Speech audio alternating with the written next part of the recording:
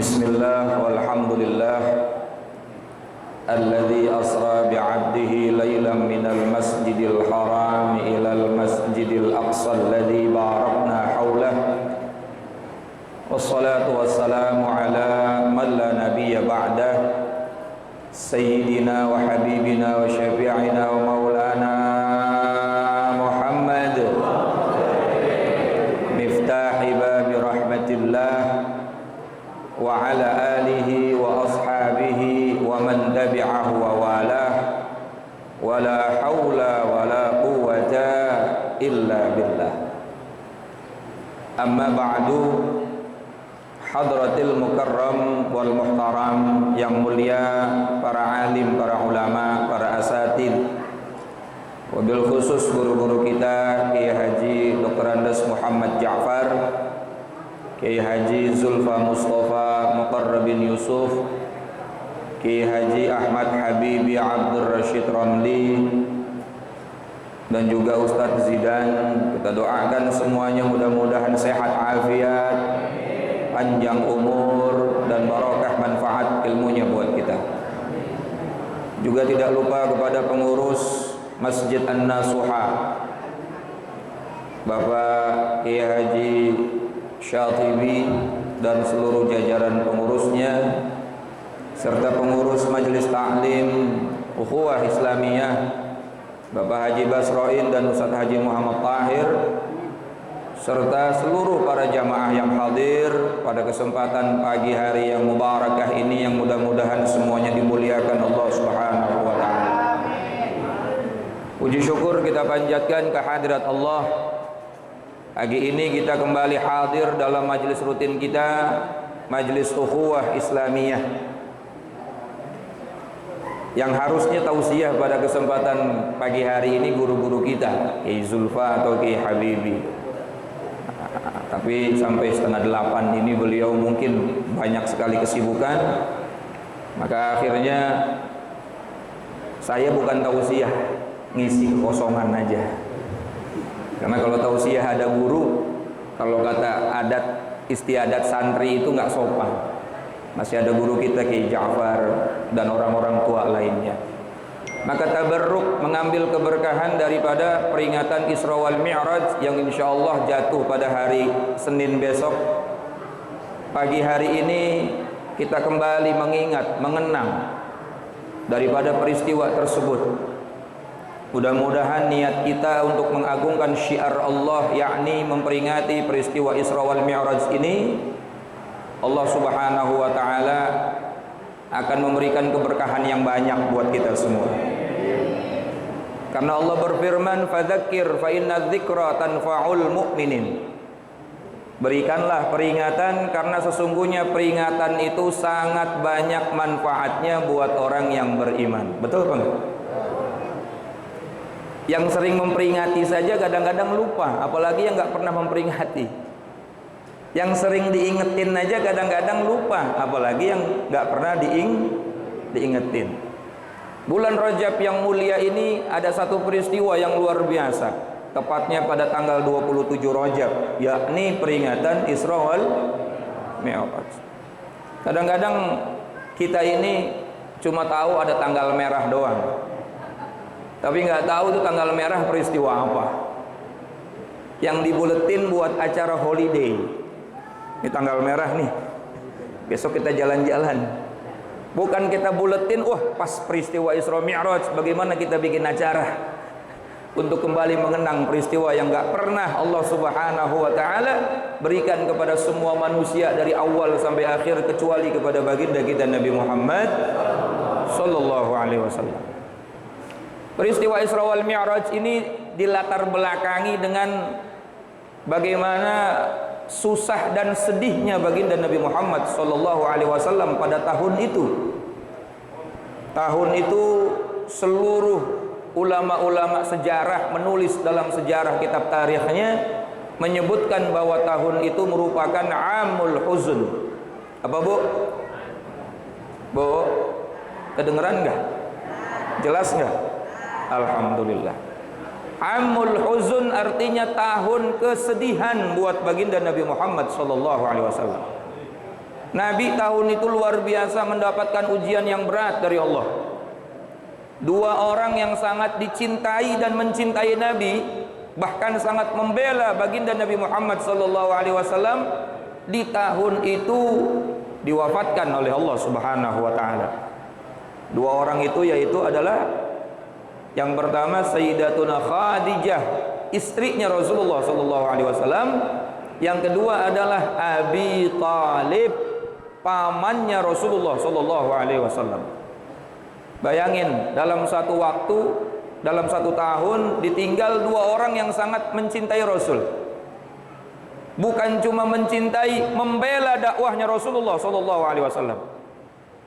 Selama masih ada Abi Thalib, orang-orang kafir Quraisy masih segan sama Nabi. Sampai-sampai kata Sayyidina Abi Thalib, selama aku masih hidup, jangan utak-atik keponakanku. Selama aku masih hidup, jangan sampai keponakanku terluka. Luar biasa. Kemudian Siti Khadijah, istrinya Rasulullah SAW, hartanya luar biasa, habis untuk membantu dakwahnya Rasulullah SAW. Dahulu kaya raya, tapi saat wafatnya beliau menggunakan pakaian yang ada 17 tambalan. Bayangkan, habis buat dakwah Rasulullah SAW. Begitu sangat mendukung, mensupport baginda Nabi Muhammad SAW. Orang yang pertama masuk Islam setelah Rasulullah SAW mendapatkan wahyu. Betul nggak? Turun dari gua Hira, Rasulullah seperti ketakutan karena baru pertama kali melihat wujudnya malaikat Jibril. Siapa yang pertama kali memeluk baginda Nabi Muhammad? Sayyidatuna Khadijah. Lalu beliau bertanya kepada pamannya, namanya Waraqah bin Naufal, seorang ahli kitab. Tanda-tandanya Rasulullah mendapatkan wahyu ini apa? Kenapa suamiku seperti ini? Kata Waraqah, suamimu merupakan manusia yang memiliki tanda-tanda diangkat menjadi nabi. Maka pertama kali yang beriman kepada baginda Nabi Muhammad SAW adalah Sayyidatuna Khadijah Al-Kubra. Meninggal dunia dua-duanya, sedih Rasulullah. Ditambah lagi tahun itu umat Islam di Mekah mendapatkan perlakuan yang sangat kasar luar biasa dari kaum kafir Quraisy. Diembargo. Orang Islam Mekah ini nggak boleh bertransaksi dengan orang-orang Quraisy, nggak boleh dagang, nggak boleh menjual, nggak boleh membeli. Lalu makan dari mana? Akhirnya persediaan pun habis. Nggak sedikit yang meninggal dunia, yang bertahan hidup bisa makan rumputan yang ada di sekitar situ. Susah tahun itu, Pak. Lalu Allah Subhanahu wa taala memberikan hiburan kepada baginda Nabi Muhammad SAW. Hiburannya adalah Allah perjalankan beliau minal masjidil haram ilal masjidil aqsa alladzi barakna haulah. Kemudian dimi'rajkan baginda Nabi Muhammad SAW dari langit pertama sampai langit ketujuh, sampai ke Sidratul Muntaha, sampai akhirnya bertemu dengan Rabbul Izzah, Allah Azza wa Jalla. Semua ini dilatar belakangi karena saat itu Rasulullah dalam keadaan mendapatkan ujian yang besar. Linuriyahu min ayatina, mengokohkan kembali baginda Nabi Muhammad SAW, diperlihatkan oleh Allah Subhanahu wa taala tentang di antara tanda-tanda kekuasaannya Allah Subhanahu wa taala. Makanya kalau ada orang lagi galau, lagi susah, lagi sedih, sunnah diajak jalan-jalan. Rasulullah juga diajak jalan, cuma jalan-jalannya Nabi sama kita beda. Kalau kita paling ke Taman Safari. Kalau nggak ke Taman Safari, ke Taman Saparo. Tapi Rasulullah diajak jalan minal masjidil haram ilal masjidil aqsa. Kemudian diajak jalan ke atas langit sampai ke langit ketujuh, sampai ke Sidratul Muntaha. Allah. Pak, Bu, peristiwa Isra wal Mi'raj ini diawali dengan lafaz tasbih, subhana. Kenapa diawali dengan lafaz tasbih? Untuk kita sebagai umat Islam, orang yang beriman itu sebelum kita membaca, mendengar, mengetahui peristiwa ini, sudah mengetahui bahwa ini merupakan maunya Allah Subhanahu wa taala. Tasbih itu artinya kalimat mensucikan Allah, suci dari zat yang tidak pantas. Kan kita suka ngomong maha suci, betul nggak? Allah itu suci, maha suci dari apa? Dari hal yang tidak pantas. Pantas nggak kita mengatakan ini perjalanan mustahil? Pantas nggak? nggak pantas. Nggak mungkin dari Masjidil Haram di Mekah ke Palestina dalam waktu yang singkat seperti itu. Pantas nggak? Nggak pantas, karena Allah Maha Kuasa. Apalagi naik ke langit 1 sampai langit ke-7 sampai ke Sidratul Muntaha, nggak pantas. Kalau kita bilang ini nggak masuk akal. Makanya secara ilmu tauhid, orang yang bilang peristiwa Isra wal Mi'raj nggak masuk akal itu bisa murtad, Pak. Jangan bilang peristiwa Isra wal Mi'raj nggak masuk akal. Masuk akal. Kenapa? Karena Asra diperjalankan. Kalau diperjalankan berarti yang memperjalankan siapa? Bukan jalan Kalau jalan sendiri memang kita nggak bakal sanggup. Dari Masjidil Haram ke Masjidil Aqsa saat itu nggak ada mobil, nggak ada pesawat. Kalau naik kuda, naik onta, berangkat sebulan, pulang sebulan. 2 bulan tuh perjalanan, berangkat sebulan, pulang sebulan. Ini dalam waktu 1 malam, bahkan kurang dari 1 malam. Belum lagi naik ke langit 1, 2, 3 sampai ke 7 sampai ke Sidratul Muntaha. Langit pertama aja ujungnya kagak ada yang tahu, Pak. Betul nggak? Tambah lagi kita bilang nggak masuk akal. Jangan sampai kita bilang nggak masuk akal. Karena kalau Allah yang sudah berkehendak semuanya masuk akal. Nabi Adam nggak punya bapak, nggak punya emak, lahir. Masuk akal nggak? Masuk akal. Karena apa? Karena Allah yang menciptakan. Langit dan bumi diciptakan oleh Allah. Innama amruhu idza arada syai'an ayyakula lahu. Nggak pakai arsitek, nggak pakai beli semen, nggak pakai beli tanah, nggak pakai tiang pancang. Langit bumi jadi. Masuk akal nggak? Kenapa masuk akal? Karena yang mau Allah. Begitu pula Isra wal Mi'raj, ya masuk akal banget. Karena Asra diperjalankan oleh Allah, bukan Sara, bukan jalan sendiri. Kalau semua yang mau Allah, pasti masuk akal. Jadi jangan lagi kita berkata ini peristiwa yang nggak masuk akal. Masuk akal karena yang mau Allah. Cuma kalau ini peristiwa berbeda dari kebiasaan manusia, iya. Biasanya orang jalan dari Masjidil Haram ke Masjidil Aqsa dalam waktu 2 bulan, ini cuma dalam waktu sekejap. Dan orang bisa sampai kepada Sidratul Muntaha, ke atas puncaknya langit ke-7, bahkan ufukil a'la thumma dana fatadalla fagana ghaba gausaini au adna, dalam waktu sesingkat-singkatnya. Bahkan kalau Bapak baca dalam kitab Al-Imam Abdurrahman Ad-Daibai, dalam kitab Maulid Diba itu dikatakan bahwa thumma arudduhu minal arsy qabla ay yabrudal farsh. Nabi Muhammad itu dikembalikan dari arsy-Nya Allah sebelum tempat duduknya dingin. Sebelum tempat pertama dia berangkatnya dingin. Bapak kalau lagi duduk gini berdiri anget nggak? Balik lagi ke situ Nabi Muhammad dalam keadaan tempat duduknya masih anget. Berarti cepet apa cepet?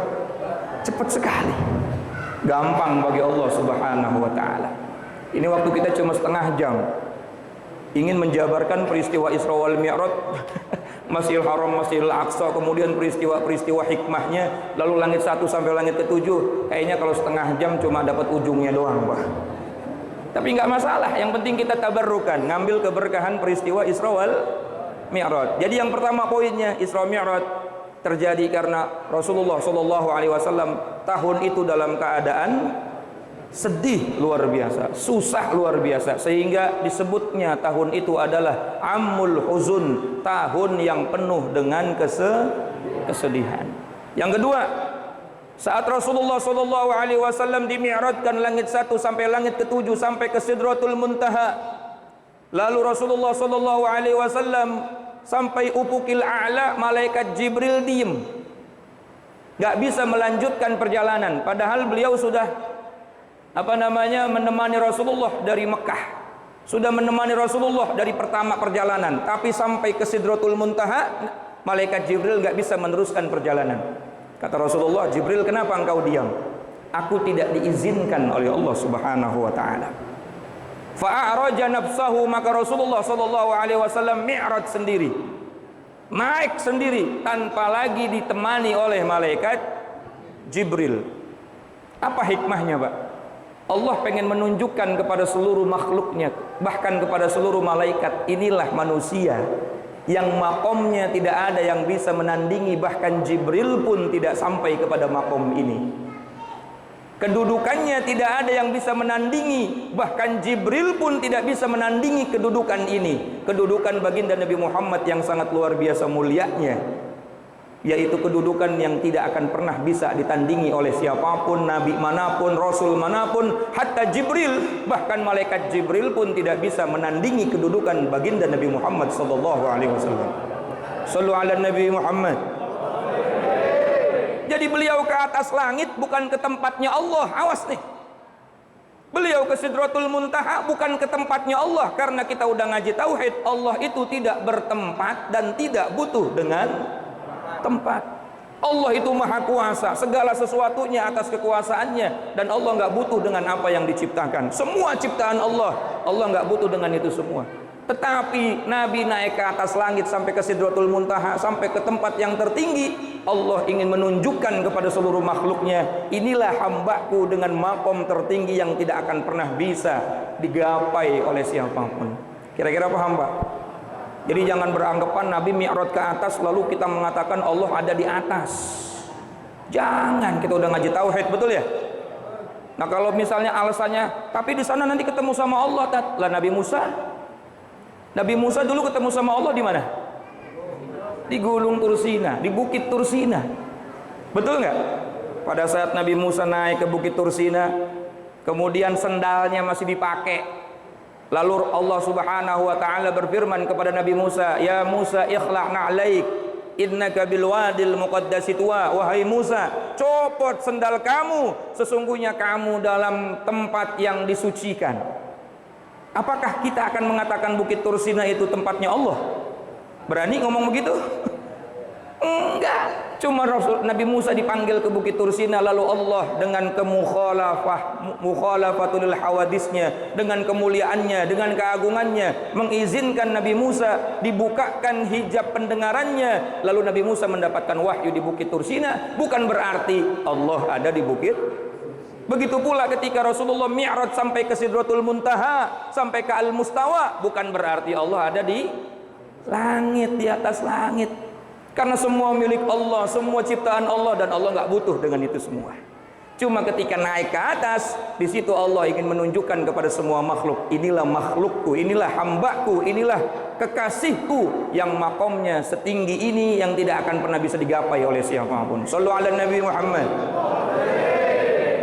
Maka singkat cerita, bertemulah Rasulullah dengan zat Allah Subhanahu wa taala. Saat itu Rasulullah SAW mengucapkan salam kepada Allah, tapi bukan dengan salam seperti kita, Assalamualaikum ya Allah, bukan. Assalamualaikum artinya apa Pak? Keselamatan buat kamu. Masa Allah didoain selamat? Maka salamnya Rasulullah kepada Allah adalah at-tahiyatul mubarakatus salawatut thayyibatulillah. Salam keta'ziman, salam penuh dengan penghormatan, mubarakah yang penuh dengan keberkahan. Lillah, hanya untuk dirimu wahai Allah. Nah, bukan assalamualaikum ya. Lalu Allah menjawab salamnya Rasulullah, assalamu alaika ayyuhan nabiyyu wa rahmatullahi wa barakatuh. Keselamatan, baru Allah memberikan keselamatan. Kalau tadi Rasulullah bukan memberikan keselamatan, tapi mengagungkan. At-tahiyat itu tapi Allah memberikan kepada Nabi apa? Assalamu alaika. Keselamatan khusus buat kamu wahai Nabi. Wa rahmatullah, dan rahmat Allah, wa barakatuh, dan keberkahan Allah. Pak, selama ini kita didoain, betul nggak? Supaya Allah kasih kita selamat. Tapi pada saat Nabi mi'raj, Nabi nggak didoain, Nabi langsung dikasih sama yang punya selamat. Hebat nggak? Kalau sekarang kan kita didoain, assalamualaikum, semoga Allah menyelamatkan kalian. Tapi saat mi'raj, Nabi langsung dikasih selamat, karena yang memberikan salam adalah Allah yang maha salam. Allahumma antas wa minka salam wa ilaika ya'udu salam fahayyina rabbana bisalam wa adkhilnal jannata darassalam. Allahumma antas salam. Ya Allah, engkaulah sang pemilik keselamatan. Jadi saat Allah memberikan assalamu alayka ayuhan nabi, Allah bukan lagi mendoakan nabi, tapi Allah langsung kasih. Berarti Rasulullah sudah dijamin, Rasulullah sudah dijamin dapat Rasulullah sudah dijamin dapat karena yang menyebutkan assalamu alayka langsung zatnya Allah subhanahu wa ta'ala. Ini kita lagi ngomongin Isra Mi'raj dalam perspektif tauhid, ya Pak ya. Nah, saat Rasulullah sudah mendapatkan itu semua, Nabi kesian sama kita, Pak. Nabi masih ingat sama kita, padahal sudah di puncak kenikmatan, sudah di puncak kebahagiaan, sudah di puncak derajat yang mulia. Apa kata Nabi?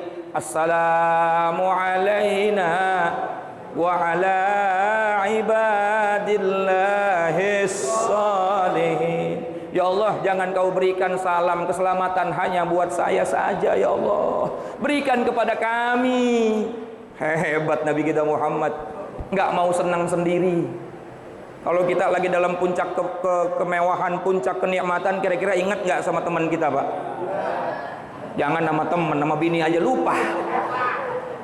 Lagi makan sop konro lupa sama bini. Kalau bini sih insya Allah, kalau istri mah masya Allah. Kadang-kadang kan ibu-ibu mah kalau ngaji bawa tasnya gede, supaya kalau ada kue masukin. Ingat sama cucu alasannya. Kalau bapak mah kagak ada yang bawa tas tuh. Lupa sama anak, lupa sama istri, betul nggak?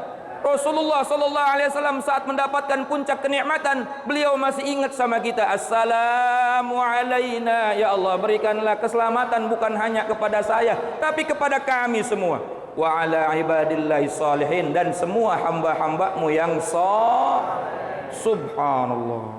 Sallu ala Nabi Muhammad. Pak, Bapak kalau udah di puncak kenikmatan, kira-kira mau turun lagi nggak? Males kita turun lagi. Ini tujuan utamanya udah ketemu sama zat Allah. Allah udah ridho, Allah udah kasih selamatan, Allah udah kasih rahmat, Allah udah kasih keberkahan. Rasul masih mau turun lagi, Pak. Masih mau ke dunia lagi, ngurusin kita biar sama-sama selamat.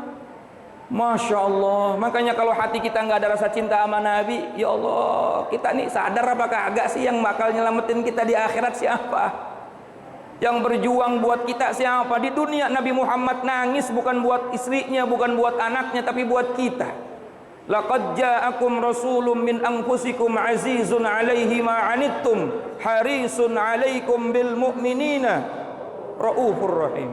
Telah datang kepada kalian rasul dari bangsa kalian, dari manusia. Azizun 'alaihi ma 'anittum harisun 'alaikum. Beliau itu sangat azizun 'alaikum. Berambisi, sangat berat dalam dirinya itu keprihatinan kepada umat. Tiap hari yang dipikirin cuma umat aja. Harisun alaikum, rakus kepada kalian. Maksudnya rakus apa ya? Rakus kepengen kita semua selamat. Jangan ada satu orang pun yang tercecer masuk neraka. Nabi saat mendapatkan ayat wala saufa yu'tika rabbuka fatardha, apa artinya itu? Muhammad, minta apa aja? Minta apa aja kepada Allah Subhanahu wa ta'ala sampai kamu puas. Sampai apa? Di dunia ini kamu minta apa aja? Minta kaya dikasih, minta jabatan dikasih, minta wanita dikasih, minta apa dikasih, sampai kamu puas. Saking Allah itu kepengen memberikan kemuliaan sama Nabi Muhammad. Tapi apa jawaban Nabi Muhammad? Idzan, kalau begitu Jibril, kalau memang Allah menawarkan aku seperti itu, walam arda, aku tidak akan pernah puas. Wa wahidun min ummati finnar, selama masih ada satu umatku yang masih tercecer di neraka. Jadi Nabi Muhammad tidak pernah puas dengan dirinya, tapi Nabi Muhammad bakal puas kalau semua umatnya sudah dipastikan masuk ke dalam surga. Shallu ala Nabi Muhammad. Jadi Isra Mi'raj itu kita lihat dari perspektif yang berbeda. Ini adalah perjalanan yang menunjukkan kehebatan baginda Nabi Muhammad, kemuliaan baginda Nabi Muhammad, keagungan baginda Nabi Muhammad. Ujung-ujungnya apa, Pak? Pada saat setelah dialog dengan Allah, yang dialognya jangan digambarkan seperti kita berdialog ya, karena Allah itu mukhalafatul lil hawadis. Cuma sudah diterjemahkan seperti ini supaya kita mudah untuk mencerna daripada peristiwa tersebut. Tapi bukan berarti Allah mengatakan assalamualaikum ayuhan nabi, bukan. Bagaimana kalimatnya? Wallahu a'lamu bisawab. Karena yang namanya kalimat firman Allah itu laisat harfin wala sautin, nggak ada huruf, nggak ada suara. Sehingga cerita akhirnya Allah berikan kita perintah sholat. Udah jam 8, lanjutin dikit ya. Sholat. Ujung-ujungnya Allah kasih kita perintah faradallahu ala ummati khamsina salatan.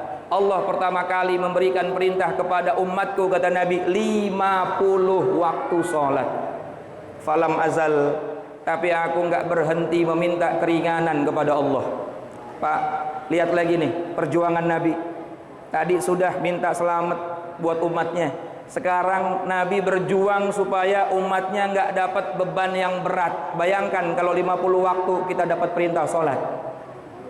Yang lagi buka toko baru buka rolling door, hayya ala sholah, tutup lagi rolling door. Sholat, Allahu Akbar, Allahu Akbar. Beres sholat dia buka lagi rolling doornya, hayya alal falah, tutup lagi rolling. 50 kali. Sehari 50 kali buka tutup rolling door, 2 bulan ganti yang baru. Nah gimana kalau pengantin baru tuh, baru buka kancing satu, hayya ala sholat. Sholat apa terusin? Nabi tahu kita nggak bakal sanggup, maka minta keringanan, dikurangin 5, jadi 45. Nggak sanggup lagi umatku, ya Allah, minta keringanan lagi, dikurangin 5, jadi 40. Sampai akhirnya tinggal 5. Tinggal 5 ketemu sama Nabi Musa di langit keempat. Kata Nabi Musa, Muhammad, umatmu nggak bakal sanggup 5 itu juga. Apa kata Nabi Muhammad? Udah biarin dah, malu gue minta kurang mulu. Udah didiskon berapa puluh persen ini. Akhirnya dibawa tuh 5 waktu sholat. Tapi Pak, alhamdulillah Allah tidak menghilangkan pahala yang 50 waktu. Walaupun kita hanya sholat 5 waktu, pahalanya tetap 50. Man jaa bil hasanati falahu asyru amthaliha. Siapa orang berbuat satu kebaikan, maka dia akan mendapatkan 10 kali berarti 5 kali 10 sama dengan alhamdulillah. Pak, ketika Allah perintahkan kita puasa, Allah cukup kasih wahyu. Betul nggak? Malaikat Jibril turun. Ketika Allah perintahkan kita zakat, cukup melewati dan semua syariat agama lewat wahyu. Dalam kitab Bahjatul Wasail Bisyarhil Masail, bahwa Nabi Muhammad seumur hidup beliau bertemu dengan malaikat Jibril sebanyak 124.000 kali. 124.000 kali. Berarti hampir tiap hari, bahkan sehari bisa berapa kali itu. Sekarang Nabi Muhammad jadi nabi umur 40 tahun. Wafat umur 63 tahun. Berapa hari itu? Kalau satu tahun berapa hari? 360 hari kali 23 tahun berapa, Pak? 360 kali 23 berapa? Banyak. Banyak ya? 300 kali 20 berapa, Pak? 300 kali 2 berapa? 600. Itu tinggal tambah, kita bulutin aja dah 800 kali gitu ya. 8.000 kali gitu ya. 8.000 kalau misalnya 8.000 hari, misalnya dari 40 tahun sampai ke 63 tahun, 23 tahun itu sama dengan 8.000 hari, kita buletin aja. Yang namanya kita malas ngitung kan. 8.000 ini 124.000. Berarti sehari berapa kali malaikat Jibril datang itu? 8.000 belum ada berapa persennya dari 124.000. Paham nggak kira-kira? Walhasil semua syariat lewat malaikat Jibril, tidak dengan perintah sholat, Pak. Sholat langsung dikasih SK-nya di hadapan Allah, tidak melalui malaikat. Ini menunjukkan apa? Sholat itu ibadah paling penting, ibadah paling vital. Orang bisa berangkat haji tiap tahun, sholat subuhnya kesiangan. Orang kadang-kadang bisa sedekah puluhan juta, zuhurnya lewat. Wasta'inu bis-sabri was-salah wa inna lakabiratun illa 'alal khashi'in.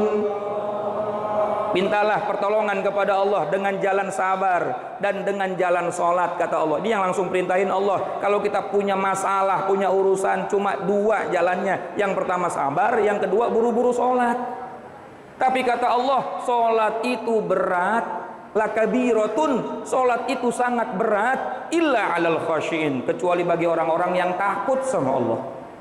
Pak, ini pentingnya sholat. Semua ibadah lewat wahyu, tetapi sholat langsung diberikan SK-nya dari Allah. Makanya saking pentingnya sholat, Pak, orang yang ninggalin sholat sengaja-ngaja, dalam kitab itu juga diterangkan, man tarakas shalah muta'ammidan wahidatan, siapa orang ninggalin sholat sengaja-ngaja sekali aja, kutiba ismuhu ala babin nar, namanya ditulis di atas pintu neraka. Ini zuhur nanti kita gagal sholat sengaja nih, bukan karena uzur, bukan karena bukan karena tidur, bukan karena lupa, sakit, bukan uzur sholat ya. Sengaja-ngaja kita tinggalin, nama kita sudah tertulis di atas pintu neraka. Nggak bakal tuh nama dihapus kecuali kita bertaubat kepada Allah. Kalau nama itu masih ada, maka pasti kita masuk neraka. Nauzubillahi min dzalik. Kalau kita bicarakan fadilah sholat, sodakoh ada fadilahnya, haji ada fadilahnya, kemudian baca Quran ada fadilahnya, Pak. Sholat adalah paling afdolnya ibadah. Maka semua fadilah-fadilah ibadah yang lain gak bakalan bisa nandingin fadilahnya sholat. Wa'mur ahlaka bis sholah wastabir 'alaiha la nas'aluka rizqa. Perintahkan diri kalian dan keluarga kalian untuk sholat, kata Allah. Wastabir 'alaiha, dan bersabarlah. Maksudnya bersabar apa? Laksanakan sholat sesuai syarat dan rukunnya. Sabar, takbir, Allahu Akbar. Rukun kaulinya dilafadzkan dengan baik. Baca Fatihah, Bismillahirrahmanirrahim. Sabar. Wudu sabar, mandi junub sabar, dan semuanya sabar. Jangan sholat udah kayak apaan tahu. Allahu Akbar. Allahu Akbar. Masya Allah. Wastabir 'alaiha, dan bersabarlah dalam sholat. Apa kata Allah? Nahnu narzuquka wal 'aqibatu littaqwa. Nahnu narzuquka wal 'aqibatu littaqwa, kami akan jamin rizkinya orang yang menjaga sholat 5 waktu. Gak akan diberikan belangsak dalam hidupnya. Wal 'aqibatu littaqwa, dan itulah akibat bagi orang-orang yang bertakwa. Kalau kita sering dengar man fariha bidukhuli Ramadan haramallahu jasadahu 'alan niran, kan gitu ya? Siapa orang yang senang dengan masuknya bulan suci Ramadan, haram jasadnya disentuh oleh api. Tapi Bapak lupa, ada juga hadis man qamas shalah, siapa orang yang mendirikan salat sesuai dengan syarat dan rukunnya, haramallahu jasadahu 'alan niran, diharamkan jasadnya dijilat oleh api neraka. Jadi salat merupakan ibadah paling afdol, fadilahnya juga paling utama. Semoga dengan peristiwa Isra wal Mi'raj ini kita nggak lagi berani-berani ninggalin salat. Kita bayarin tuh yang kemarin-kemarin, yang dulu waktu zaman kita masih malas sholat, kita qadhain sebelum kita wafat. Mudah-mudahan kita nggak punya utang lagi untuk masalah sholat. Amin ya rabbal alamin. Udah lewat 5 menit ya, takut saya ditegur sama Haji Basra. Karena kalau ngaji kelamaan takutnya makruh, Pak. Yang tadinya khusyuk beneran dia. Yang tadinya konsentrasi beneran, saking konsentrasi. Makanya daripada hilang kekonsentrasian kita, lebih baik sampai di sini dulu. Insya Allah nanti kita bahas lagi, atau kita akan bertemu lagi dalam peringatan Isra wal Mi'raj di Masjid Al Barokah. Insya Allah jadi itu, Pak Haji. Iya. Nanti di Masjid Al Barokah Insya Allah jadi ada peringatan Isra wal Mi'raj. Nanti yang ceramah juga ada orang lagi, kiai maksudnya. Kiai. Insya Allah awalnya kita mengundang Habib Mustafa, ternyata beliau ada di Kalimantan. Insya Allah ada mubalik yang lain yang akan menyampaikan. Supaya apa? Umat Islam ini biar paham syariat, biar apa namanya, tahu syiar agama. Jangan akhirnya syiar nanti hilang, lama-lama hilang. Ya Allah, sekarang udah mulai mau dihilang-hilangin dikit-dikit. Betul nggak? Syiar mau dihilangin dikit, udah nggak usah saya jelasin panjang lebar dah. Takutnya nanti malah salah lagi saya. Billahi taufiq wal hidayah. Assalamualaikum warahmatullahi wabarakatuh.